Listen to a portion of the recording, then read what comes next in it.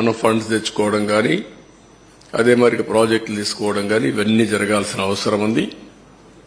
అందుకే ఒక 20-25 రోజుల్లో 7 పేపర్లు కూడా చర్చలన్నీ కంప్లీట్ చేసి మళ్లీ మేము అసెంబ్లీ సమావేశాలు పెట్టుకుని బడ్జెట్ కూడా ప్రవేశపెట్టాల్సిన అవసరం ఉంది.